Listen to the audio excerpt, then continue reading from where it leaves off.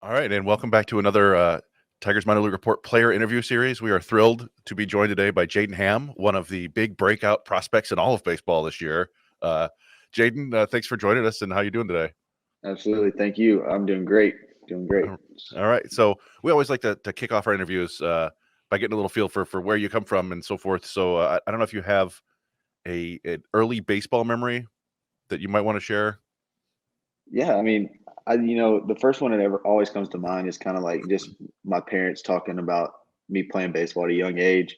And it all started when I was like 3 years old and playing t-ball. And it was like, you know, you think of t-ball, you think of kids just running around everywhere and just jumping on top of each other. Everybody wants the ball. Everybody wants the ball. And it's like I figured out this strategy that I later heard from my parents that I would kick the ball away from the pile and then go get it and then be able to go tag the runner out or whatever. So like that was kind of like the earliest memory, and then like probably the first huge like big one for me was 12U travel ball. Was going out to the Cal Ripken Experience in Myrtle Beach, and we went there and we won the whole thing, just being a small town travel team from Tennessee. So that was a huge accomplishment. That's awesome. Yeah, like I don't know. Did you pursue soccer with that kicking? Oh no, I played soccer. My parents signed me up for soccer, and I played one game, and I just ran off the field crying because I hated it. And Dad told me if I quit, I was never allowed to play again. So Oh, that was it. One game. there you go. Did, were you much of a hitter when you were little league, t-ball, so forth? I mean, yeah, I hit in all the way up and throughout high school, but then once I went to college, that's when I just took on pitching full time. I wasn't the best hitter. I could play defense, but the bat to ball skills were not there. Nice. Were you a shortstop? I It seems, was. yeah, that's where everybody, all the best athletes end up playing. So yeah, we didn't put this in like the pre questions, but what was your experience like coming out of high school and going to college? Did you have many offers? What was that about? No, not really. Didn't get my first like offer until the summer after my junior year of high school. Being young, I graduated high school at 17, so it was kind of like it was hard. I wasn't fully developed like a lot of other kids. So I went to this thing called the TBCA tryout in Nashville, Tennessee. It was kind of like just a regional team for the high schools that we could go try out, and all like the colleges around would be there and stuff. And during that outing, that was the first time that I'd ever thrown over 90 miles an hour. So after that, I kind of got, talks from all the mid majors in Tennessee, Tennessee Tech, MTSU, Austin P, kind of like those type of schools, and end up going on a couple visits to those, and ended up choosing Middle Tennessee because I like the staff and also it was like an hour away from home. So Nice. Yeah, and happy birthday, by the way. I think Raj told me that your birthday was yesterday. yes, sir. Thank you, thank you. Yeah, we didn't quite realize how young you are, but like we were both. I think I'm a September birthday. Rogelio was an October birthday, so I remember being like the youngest of all my friends and the last one to drive and stuff like that. So it sounds Oh, like you had yeah. a similar experience. I didn't start driving until my junior year of high school. All my friends were driving, some Like in freshman. freshman year, some was sophomore, like most were sophomore year. But yeah, that's what I mean. Yesterday, I was 22. So Yeah, yeah, Yeah, congratulations. I had open. Yeah, well, luckily for my friends, they had open campus. We had open campus lunch, and so when they got their license, I just would tag along because I was just like, guys, there's nothing I can do. And same thing, like I didn't drive till my junior year, and Yeah. but yeah, that whole experience was like freedom of having like it of that at that point. But so one of the questions in terms of your, did you change your mechanics or pitch mix once you got in the pro ball? How did the Tigers approach you when you after you got drafted? so everything that I'm doing has been the same, even from college. So it's kind of crazy. I think I might have rotated the ball a little bit more on my changeup, but as far as that, it's still the same grip and everything like that. And then added the slider kind of in spring training that they wanted me to kind of have that I could throw, but also like not use it like a lot of the time. So like everything's kind of been the same. Yeah, I mean that's what's interesting to me, and I don't mean to disparage you in any way, but your college stats were just fine, right? Like you were Oh yeah. you were out there pitching, they were pretty good, and then you get to pro ball, and it's like instant success. And so, but you really didn't, you didn't move on the mound, you didn't change anything. No, I didn't. I haven't changed anything. I think the biggest thing for me is when I got to pro ball was understanding finally like what exactly my pitches were doing and how I needed to use them. Gotcha. And I think a lot of a lot of the success for me this year has also been like with the sequencing. I mean, just kind of using each pitch to set up another one. Like, I didn't really think about that in college. It's kind of like the next. I mean, while the catchers are professional catchers, I mean, they can think ahead of and how to get hitters out. And I think I've learned a lot this year just by just being around a lot of the catchers and talking in pregame, pre-start chats or whatever, just how we're going to attack hitters and set up these pitches to be able to get them out based off of like their hot zones where they want the ball. Yeah, I mean that makes a lot of sense. I mean, just from the first few times we saw you pitch, it was like, okay, this is a pretty like this is a fastball with ride at the top of the zone, and you pair it with a hard like downer breaking ball. Did you have access to any like the pitch data and stuff in college, or is that all relatively new in pro ball? I mean, we had access to TrackMan, but it was kind of like, I mean, there's just a bunch of numbers. Yeah. So it was just like get ahead in the count and then throw an off speed pitch. It was kind of like that's what it was. And I didn't realize I was told, you're told your whole life you got to throw fastballs at the knees, and it was like, well, when I was throwing fastballs at the knees, it was riding to the quads and it was getting crushed with a metal bat. So it's like, how about you throw it right down the middle and let it ride to the top of the zone and then they swing under it. And so like it kind of opened my eye when I got a couple innings after getting drafted last year with the Flying Tigers. It was like seeing the pair of working at the top and then throwing the breaking ball off of it. A curveball is it's not going to pop, but it's kind of going to, show up a little bit. So with throwing the heater at the top, it looks like it's going to be another heater at the top. And then, obviously it's the curveball. So those two pitches pair well together. So how did you develop your delivery? Was that something that was just kind of like you're tinkering around in high school and just because your delivery is really unique? Well, I mean, it's kind of funny because so I mentioned I played shortstop all the way throughout high school. So Dad, he was a pitcher in high school and then ultimately chose to go play basketball at JUCO. But so when I started getting into pitching at a young age or whatever, the first couple of things that he ever taught me was we have to have an arm slot for you to when you go from shortstop to pitching that you can go to and be consistent. We won't like you're gonna have to come in and immediately start throwing strikes. So I mean, at shortstop, you field it, you just sling it across there. You don't really think about arm slots or anything like that. So I was throwing sidearms across the diamond, and then when I would come in to pitch, it was like, okay, well, I'm just going to start throwing over the top, and so that's kind of where it started, and it kind of stuck. So just him saying it's going to have two different arm slots is where it started, and that's where I'm at now. That's interesting. And you hear about hitters who like use a different swing to golf or whatever, and it's like there's a level of athleticism that takes, and that's one of the things I often talk about with you is that's an interesting delivery, but it's also like you have to be really athletic to be able to repeat that and hold it, I think, for entire outings. And you've done that for an entire year.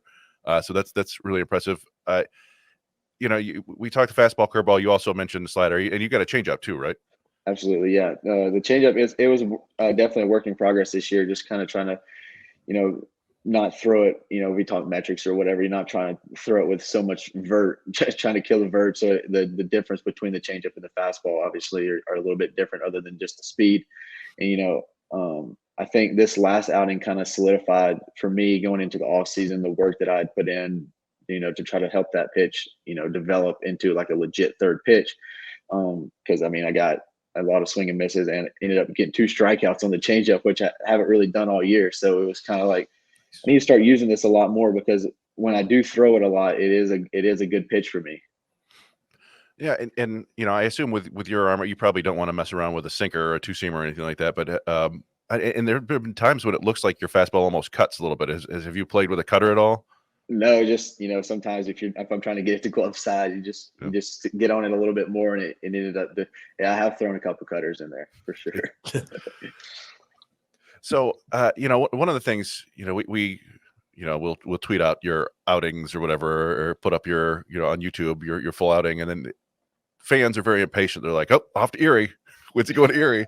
And I was just kind of curious. And down the stretch, you're kind of being limited to 4 outings basically. And I assume you had an innings limit or a pitch limit or whatever. But was that all communicated to you before the season? Like, hey, this is what we want you to do this year. You might make it to Erie, you might not. Was any of that told to you? It was kind of communicated, after like the first 2 months, kind of when I got off to the hot start. It was like, this is our goal for you this season.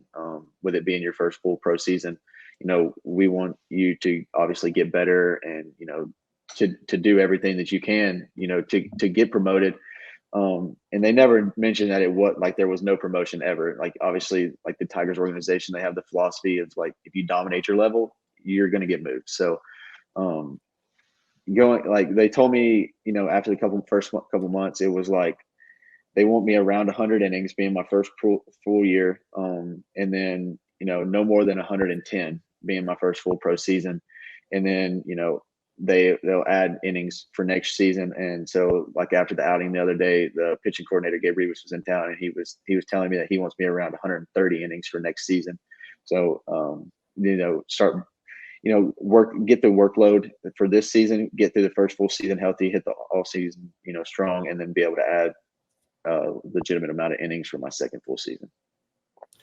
So as far as that, in terms of pitchers who have influenced you, I mean, growing up, was there anybody that kind of stood out to you where you looked at their mechanics or not necessarily mechanics, but just their pitch mix and was trying to emulate that at all?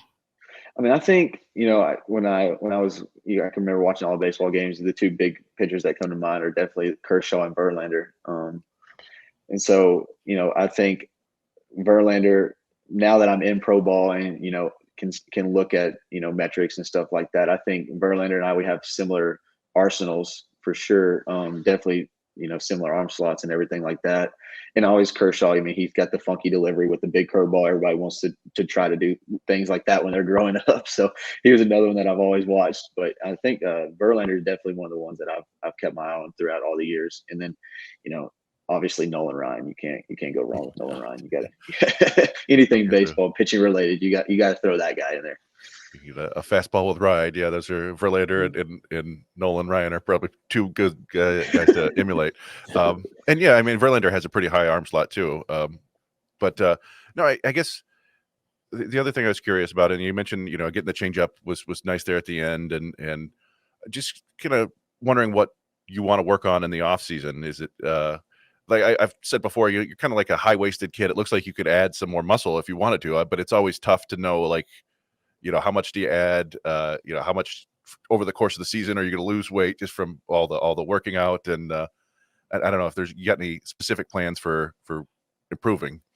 Yeah, for sure. I mean, I think I kind of hit that, what I call the freshman wall, like most high school kids hit when they go to college their first year, because they haven't ever thrown that much. I kind of hit that kind of, a month ago with the velo kind of dropped and stuff like that. And it's just like the strength for the whole season, doing this from February to now is a huge jump compared to college, because you do get Christmas break and you get, all these different breaks in there that you don't realize they actually help you. And so I think just overall, just trying to get, stronger and bigger, like you mentioned, there's definitely room to put on weight and, good mass to withstand and keep the velocity, keep the body, in prime shape. And then obviously keep working with the changeup.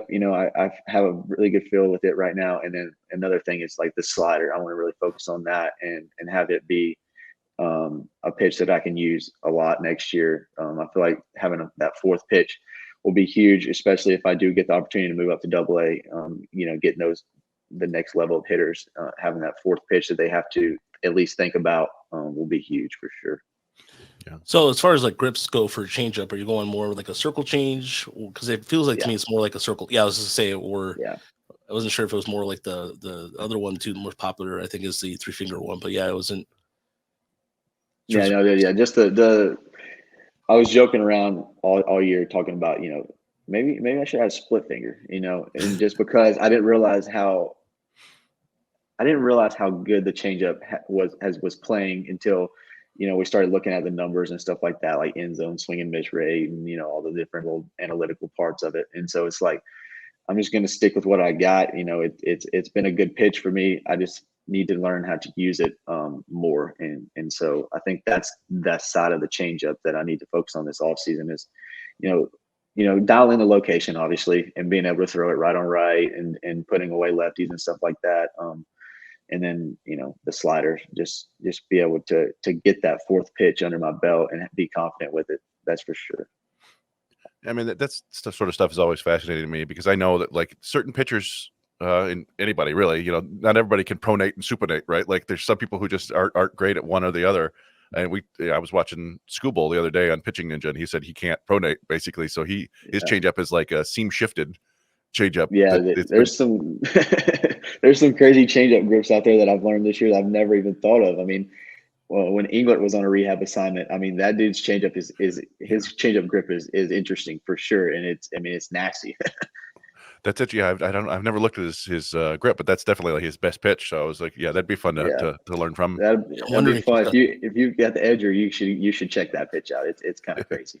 Yeah, but what if he's got that Vulcan grip? The Vulcan grip to me is the one that I look at that and I look at my fingers and I can't even attempt to.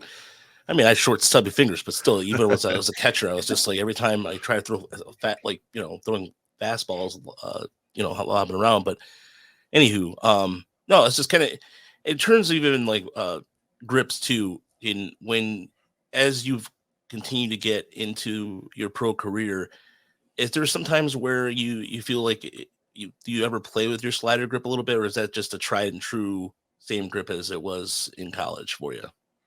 Yeah, I mean, I didn't even have a slider in college. I added it in spring training. So there's definitely been 5 or 6 grips that I've messed with throughout the season, just trying to, originally when we were coming into the season, it was kind of like, you're probably not going to use it very much, but when you do, we want you to use it as a punch out pitch, just something different than the curveball that looks like a fastball. And so at the beginning of the season, I was using it as that, and it was working, and I was like, oh, this is awesome. Well, then I realized, well, they were just happy and it was season and they were chasing it. So I was not, landing it where I needed to and stuff like that. And then I started trying to do too much. And then I started giving up a couple, like my first 3 home runs I gave up this year were off the slider. And so it was like, okay, I need to redo this pitch and try to figure out, where I'm missing and stuff like that. And so obviously different grips and different, focal points and stuff like that. We're just trying to dial it in. And so, yeah, there's definitely been, it was a brand new pitch for me in spring training. And so, being able to at least have it for this season, that was like the main goal was to keep working on it in bullpens and stuff like that. And if I needed to use it in game, then, I had that fourth pitch. Yeah, I assumed you were, it's Rickleball there, right? Dan Rickleball? Yeah. Rico or whatever they call him. Rico. Yeah, I assumed you would work on that in bullpens, but it's always fascinating to me, like when you've got something like that, when you feel comfortable to actually break it out in a game. Is it you're like, you've got it, now you tell the catcher, like, call it when you need it, or is it like, yeah, I'm gonna try it? That's kind of where we got to towards the end of the season was, it's there now. If we feel like we need it, if the other 3 pitches are not working, we can go to it. Or if there's just like a guy that the scouting report says like this guy crushes end zone curveballs, we'll go slider. And so the confidence got up enough to where I was, if he put it down, I was not going to shake off of it. So that was a huge positive for sure. Speaking of people crushing end zone sliders or whatever, was there anybody, any opponent you faced this year that was a real bummer? Like you couldn't get him out? I'm trying to think. Well, I think the guy that got me the most was in one outing. It was Arianamo for Wisconsin Timber Rattlers. Oh, he was their shortstop. Yeah. I threw him 3 different pitches and he hit 3 doubles down the left field line in the same spot. It was insane. I mean, I went fastball away, he pulled it. I went slider away, he pulled it, and then I think I threw him another fastball. But it was crazy. He was 3 for 3 with 3 doubles off me in one start. And I was like, okay, this guy's good. Yeah, I think he ended up with 4 doubles in that game overall, and we came out and actually saw. I think we went and saw one of your starts against Wisconsin, and that team was just they had some dudes. But yeah, that guy jumped out immediately just from watching. We're like, oh man, this kid can hit. Yeah, no, it was crazy. Like Rico, he was like, when I threw the slider that was down and off the plate, and like the slider really wasn't ever even on the scouting report because I probably threw it 20 times all year, and he pulled it and hit it for a double, and then I come in the dugout and he was just like, hey, good spot. Like I don't really know what else. I don't really know what else to tell you. Yeah, that's funny. Yeah, I think we're just about done here with you with the baseball stuff. I am kind of always curious about the off the field. Like, what do you do in your spare time? And like, have you made any like really good buddies on the team? Things like that. Oh yeah, this group of guys here in West Michigan. I mean, we're all super tight. I mean, if we're not at the baseball field hanging out, we're at the pool hanging out together. Like we're always together. Like a group of guys are always playing golf and stuff like that. So there's definitely a lot of good guys on this team that we can hang out, we bond and stuff like that. But like for me, if I'm not playing baseball, I'm doing something outdoors. I mean, hunting or fishing and enjoying, like especially fall's coming up, football outside with the bonfire and stuff like that. And that really fires me up for sure.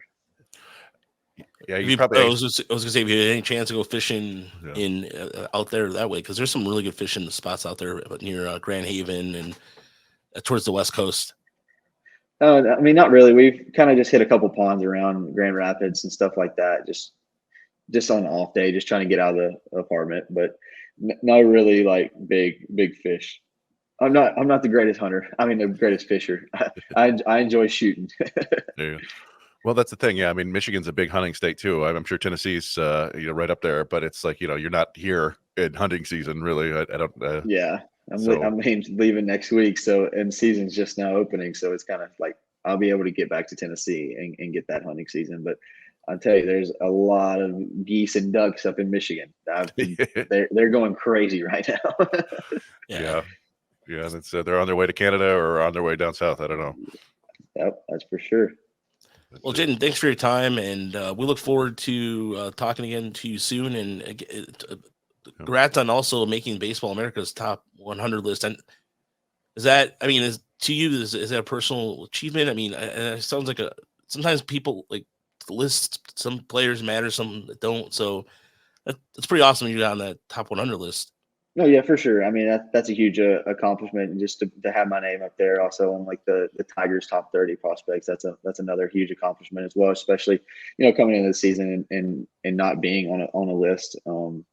It's kind of was the same thing like we talked about earlier. It's kind of like the same thing going into college. Just a little late bloom just because of the young age and stuff like that. So I've always just taken the opportunity to when I get the ball in my hand, just go out there and just do what I can do, and that's all I can control. So yeah, it's definitely a huge accomplishment, and starting to see my names on those lists for sure. Awesome. I don't want to blow up Rogelio's spot, but he was one of the first guys to put you on a top 30 list. I think that's exactly. I told my dad about it. I was like, yeah, I'm getting on the Tiger Minor League report. And he's like, those guys have been on you for the beginning. I'm telling you, man, it was just because like when I remember I saw you in started in Lakeland, and I was texting Chris. I'm like, man, like just because like it just reminded me of your delivery was so like just different from what I'm used to seeing. But you were just mowing down guys on the top of the zone, and I know like you can time of year or what have you, but I'm just like, nah, there's something to this guy, and I don't know. It was really cool to see you just like in terms of even just changing eye level, and that's one thing I noticed right away with the pitcher when they come out of college is how quickly can they adapt, and I don't know, it just stood out to me, and so it was just it was really cool to see you get your due because I mean, everybody talks about like just velocity, and here you are developing in front of our eyes, and you're just going out there and just mowing guys down, and just I don't know, it's impressive. Well, thank you. I appreciate you for sure. Absolutely. Yeah. Thanks for joining us. Yeah. Absolutely. Thank y'all for sure.